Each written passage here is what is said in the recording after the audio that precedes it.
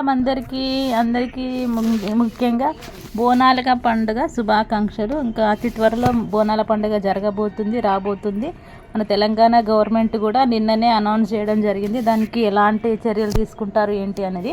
అసలు బోనాల పండుగ అంటే ఏమిటి, బోనాలు పండుగ విశిష్టత ఏంటి, అసలు ఎందుకు చేయాలి అన్న దాని గురించి ఈరోజు నేను మీకు క్లుప్తంగా షేర్ చేసుకుంటాను. ప్లీజ్ నా వీడియోని ఎండింగ్ వరకు చూడండి. నచ్చినట్టయితే లైక్ చేయండి, షేర్ చేయండి, కామెంట్ చేయడం మాత్రం మర్చిపోకండి. అంటే నా వీడియోలు వెంటనే మీకు నోటిఫికేషన్ రూపంలో రావాలంటే కనుక మీరు తప్పకుండా సబ్స్క్రైబ్ చేయడం మాత్రం మర్చిపోకండి. ఇంకా వెంటనే టాపిక్లోకి వెళ్ళిపోదాం. భాగ్యనగరంలో బోనాల పండుగ సందడి షురు అయ్యింది. ఆషాఢ మాసంలో వచ్చే ఈ పండుగతో హైదరాబాద్, సికింద్రాబాద్ నగరాలు నెల రోజుల పాటు కోలాహలంగా మారనున్నాయి. ఈ సందర్భంగా బోనాల జాతర విశిష్టలేంటో తెలుసుకుందాం. బోనాల పండుగ భాగ్యనగరంలో ప్రతి ఏటా మొట్టమొదటి గోల్కొండ బోనాలతో సందడి షురు అవుతుంది. ఒకప్పుడు తెలంగాణ వ్యాప్తంగా ప్రతి ఒక్క ఊరిలో బోనాల పండుగను ఘనంగా జరుపుకునేవారు. అందుకే ఈ బోనాల పండుగను తెలంగాణ ప్రభుత్వం రాష్ట్ర పండుగగా గుర్తించి ప్రతి ఏటా సర్కారు ఆధ్వర్యంలో నిర్వహిస్తూ వస్తుంది. ఈ నేపథ్యంలోనే ఈ ఏడాది తెలంగాణ సర్కారు తరపున ఆధ్వర్యంలో బోనాల సంబరాలు షురు అయ్యాయి. జగదాంబి అమ్మవారికి ప్రత్యేక పూజలు నిర్వహించి పట్టు వస్త్రాలు సమర్పిస్తారు. ఈ సందర్భంగా బోనాల నేపథ్యం, ఈ పండుగ ప్రాముఖ్యతలు ఏంటో ఇప్పుడు తెలుసుకుందాం. గ్రామ దేవతలకు మొక్కులు.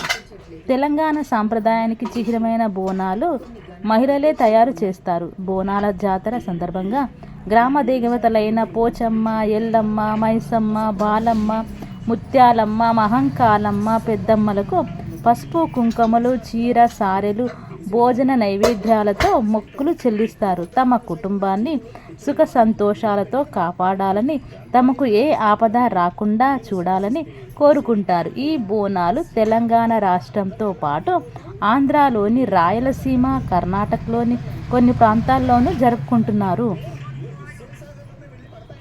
మట్టి కుండల్లోనే బోనం ఎందుకు చేయాలి?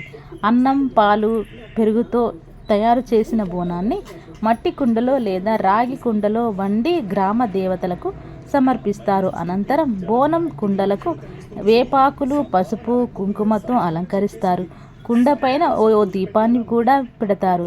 వీటిని మహిళలు నెత్తిన పెట్టుకొని మేళ తాళాలతో, డప్పు చప్పుల మధ్య ఆలయాలకు తీసుకెళ్లి బోనం కుండలను నైవేద్యంగా సమర్పిస్తారు. గ్రామాల్లో దీన్ని ఊర పండగ అని కూడా అంటారు. చరిత్రను పరిశీలించినట్టయితే అసలు బోనాల పండుగ గురించి చరిత్ర ఏం చెప్తుందో విందాం ఇప్పుడు. ఈ బోనాల పండుగను 1000 సంవత్సరాల క్రితం నుంచే జరుపుకుంటున్నారు. కాకతీయ రాజులలో ఒకరైన ప్రతాపరుద్రుడు గోల్కొండలోని శ్రీ జగదాంబిక ఆలయంలో బోనాల సమయంలో ప్రత్యేక పూజలు చేసినట్టు పెద్దలు చెబుతారు. ఆ తర్వాత వచ్చిన ముస్లిం నవాబులు సైతం ఇక్కడ పూజలు జరుపుకునేందుకు అనుమతి ఇచ్చారు. హైదరాబాదులోని జగదాంబిక అమ్మవారి ఆలయం అతి పురాతనమైనదిగా ప్రసిద్ధిగాంచింది. అందుకే ఇక్కడే తొలి బోనాన్ని ప్రారంభిస్తారు. రెండో బోనం బల్కంపేట ఎల్లమ్మ, రేణుకా ఎల్లమ్మ గుడిలో, మూడో బోనం సికింద్రాబాద్లోని ఉజ్జయిని మహంకాళి ఆలయంలో ఎత్తుతారు. ఉజ్జయిని మహంకాళి దేవి విశిష్టత ఏంటో తెలుసుకుందాం ఇప్పుడు. సికింద్రాబాద్లోని ఉజ్జయిని మహంకాళి ఆలయానికి ఓ చరిత్ర ఉంది.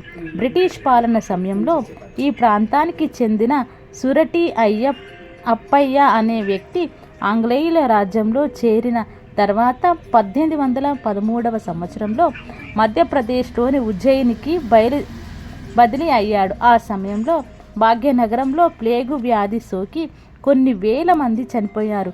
ఆ విషయం తెలుసుకున్న ఆయన సహోద్యోగులతో కలిసి ఉజ్జయిని అమ్మవారి ఆలయానికి వెళ్ళి తమ ప్రాంత ప్రజలను రక్షించమని కోరుకున్నాడు. అక్కడ వ్యాధి తగ్గితే ఆ ప్రాంతంలో ఉజ్జయిని అమ్మవారికి ఆలయం కట్టిస్తానని మొక్కుకున్నాడు. ఆ క్షణం నుండి ఆ వ్యాధి తగ్గిపోయిందట. ఆ తర్వాత 1815లో తాను నగరానికి తిరిగొచ్చి అమ్మవారి విగ్రహాన్ని ప్రతిష్ఠించి ఆలయ నిర్మాణాన్ని దగ్గరుండి పూర్తి చేయించాడు. అప్పటి నుండి ప్రతి సంవత్సరం ఆషాఢ మాసంలో బోనాల పండుగ ఘనంగా జరుగుతూనే ఉంది. తర్వాత చివరిలో వచ్చేది రంగంతోనే బోనాల పండుగ ముగుస్తుంది. అసలు రంగం అంటే ఏంటో తెలుసుకుందాం.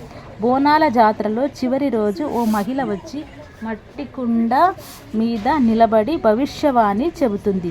దీన్నే రంగం అంటారు. చివరి అంటే జూలై నెలలో తేదీ అమ్మవారి విగ్రహాన్ని ఏనుగు మీద ఊరేగింపుగా తీసుకెళ్ళి మూసీ నదిలో నిమజ్జనం చేస్తారు. దీంతో బోనాల సంబరాలు ముగుస్తాయన్నమాట. ఇదండి ఈసారి వచ్చే బోనాల పండుగ విశిష్టత గురించి మీకు నేను షేర్ చేసుకోవడం జరిగింది. మీరందరూ కూడా మంచి బోనాలు పండుగని భక్తి శ్రద్ధలతో మంచిగా పూర్తి చేసుకొని అమ్మవారి కృపా కటాక్షాలు మీకు మీద ఎల్లవెల్లలా ఉండాలని చెప్పి మనస్ఫూర్తిగా కోరుకుంటూ థ్యాంక్ యూ సో మచ్.